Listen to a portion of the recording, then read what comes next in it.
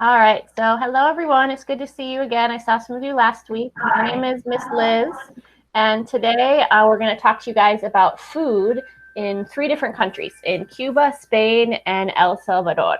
So I have three of my students from the University of North Carolina at Chapel Hill, Sammy and Ava and Jake, and they're going to teach you all a little bit about some different types of food today. You guys ready? Ready to learn some new things?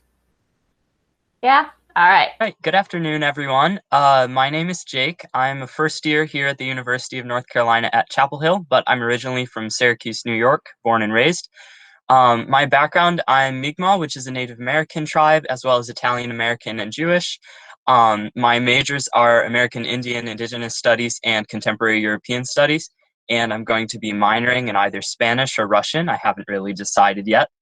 And my global learning background is that before coming to UNC, I took a gap year on which I went to Cuba, Navajo Nation, Israel, Scandinavia, and some different parts of Canada. Okay, you can go to the next slide, Liz. So, to provide a bit of context, the first country we're going to be talking about today is Cuba. So, I spent 3 months in Cuba over my gap year teaching at a school. And a lot of people don't realize, but Cuba is actually one of the closest countries to the United States.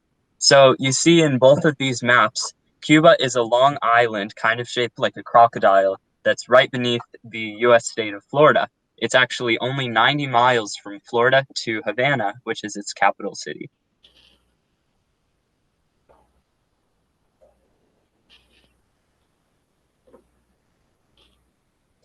Here are some pictures of Cuba. A lot of you have probably seen pictures like the one in the upper left with the old cars and the colorful buildings, but Cuba's a lot more than that. They have beautiful mountains and valleys, like on the upper right, where a lot of sugar and coffee are grown. They have cities with ancient churches, 400, 500 years old, beautiful beaches, and then smaller towns like the one on the bottom right as well, which is in the middle of the island.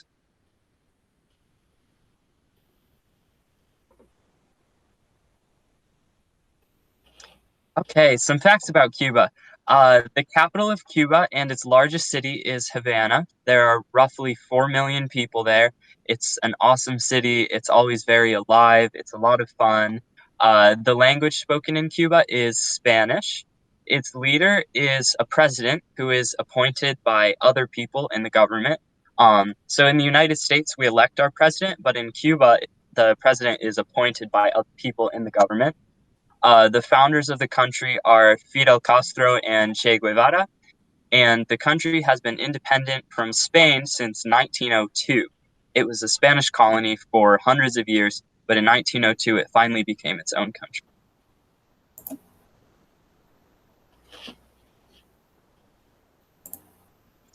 A little fun fact about Cuba is it has one of the highest literacy rates in the world. So, what a literacy rate is it's the percentage of people in a country that can read and write. So, 99.8% of Cubans are able to read and write in their language, Spanish, which is higher than almost anywhere else in the world.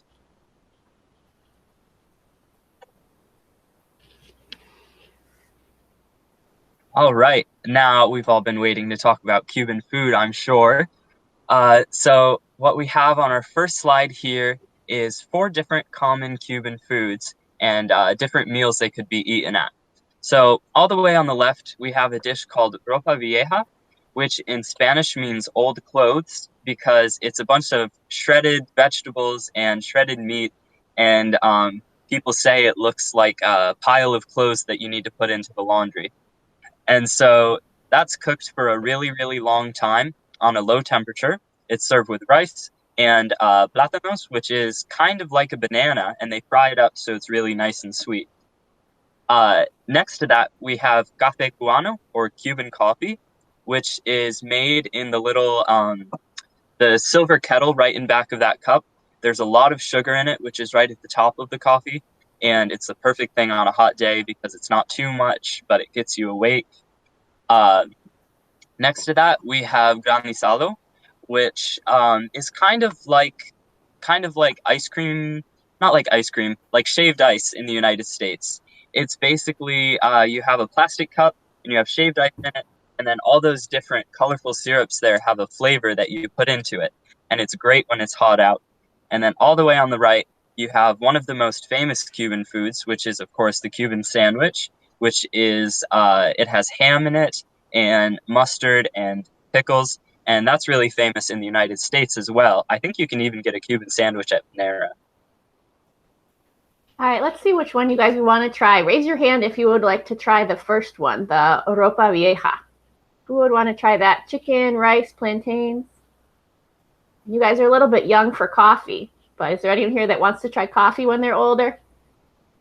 That sounds good to me too. Have you guys had shaved ice before?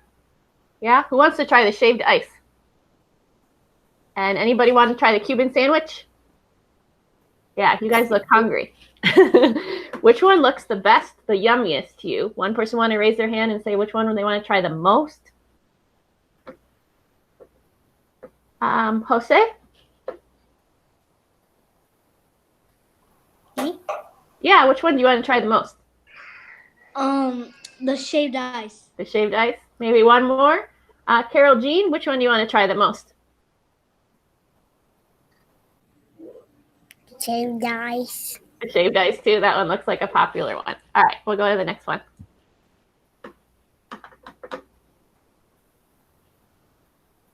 Okay, so this is just a typical layout of what people might eat in Cuba during a regular day.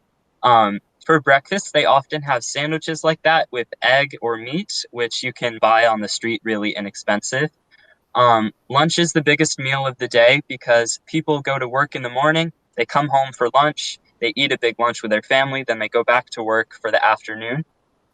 So the ropa vieja from the last slide, that stew of beef and vegetables, is really popular for lunch. Dinner is usually a little lighter, like the Cuban sandwich that I mentioned.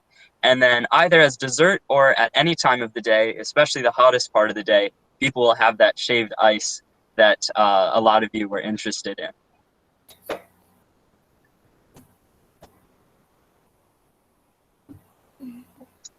So this slide is just a little about Cuban and Cuban American food. One of the unique things about Cuba is there are a lot of Cuban Americans in the United States who maintain their culture, and a lot of them live in southern Florida. So there's a part of Miami that's actually called Little Havana because it's like the capital of Cuba. There are so many Cubans there. So in Cuba itself, there's often it's often difficult to find the ingredients you need to make really good big meals. For example, beef can be really hard to find, cheese can be really hard to find, and that's because there's been a rule for a long time that the United States and Cuba, we don't trade things between our countries. We don't sell things to each other because of a complicated political situation. And so in Cuba, for example, one thing that's really, really popular is pizza. How many of you like pizza? Yeah, so in Cuba, you can buy yourself a personal pizza like that on the street for as little as $1. And so pizzas are really, really popular in Cuba. It's a popular lunch food. You know, if you're in between classes or in between work and you don't have time to make food, it's really cheap to buy a pizza on the street, and it's really popular.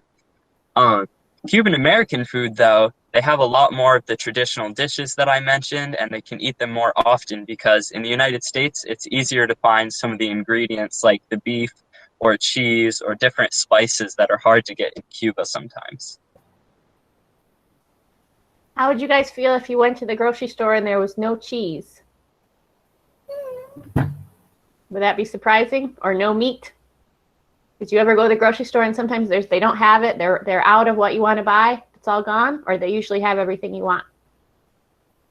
Make you sad they didn't have it?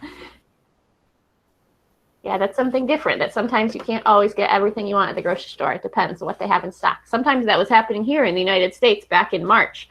Sometimes the grocery stores didn't have things like toilet paper, right?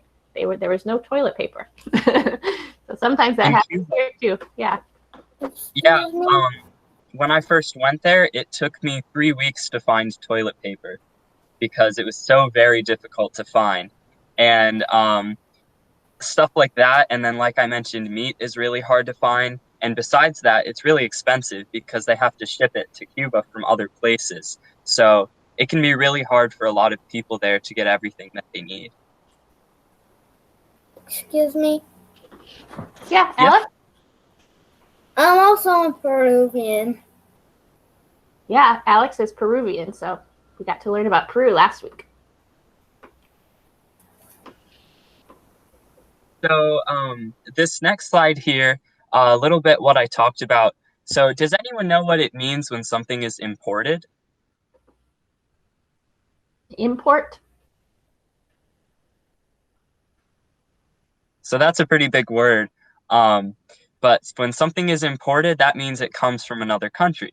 So, for example, if you were to get Chinese food in the United States, some of the ingredients might have come from China.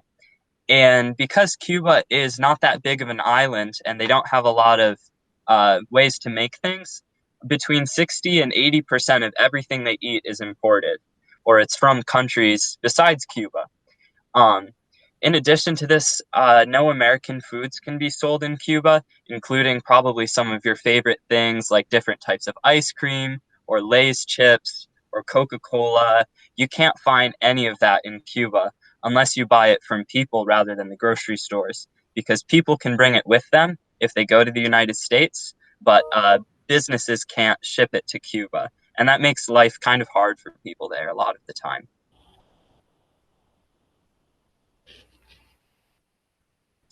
One thing that is never in short supply in Cuba is fruit, of course.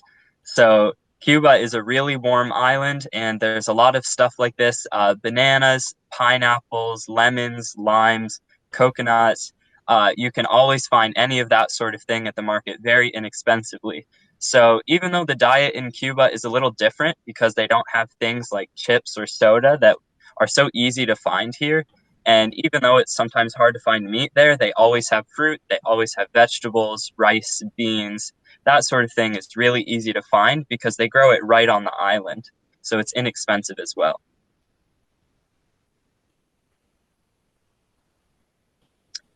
And the last slide that I have here, I believe the last slide, is just some pictures of day-to-day life in Cuba. So at the bottom right is an interesting one. That's the way that kids in Cuba dress to go to school. So could you imagine if you had to wear a little costume like that to school every day? They have scarves. The blue ones indicate that they're between 6 and 9. And they also have red ones that indicate they're between 9 and 12. And then they have those white shirts, and they have either a red skirt or red shorts, depending on if it's a boy or girl. And a lot of the time, because things aren't produced in Cuba a lot, they wear the same uniform that their parents or even their grandparents wore to school, and they pass it down through the families. In the picture above that, you see some people riding on a bus in Cuba. Because it's difficult to bring things into the country, there's not a lot of gas, so buses are often really, really crowded like that.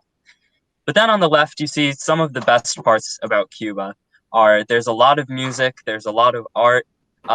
You'll see people like that with their guitars just playing music in the street to share it with other people. And as you walk down the streets of Havana, there's often people selling art, like that lady selling art there. So one of the best things about Cuba is music and art is always all around you. Good. All right. Do we have any quick questions about Cuba before we move to the next country?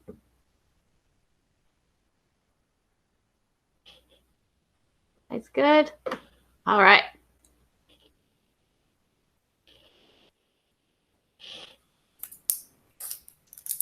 So we have a few questions for you based off of what you learned today.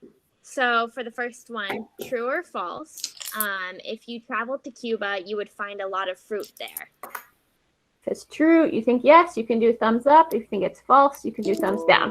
You guys remember if you can get fruit in Cuba? See lots of thumbs up? Yeah, you can. You're right. They have lots of fruit there to pick from.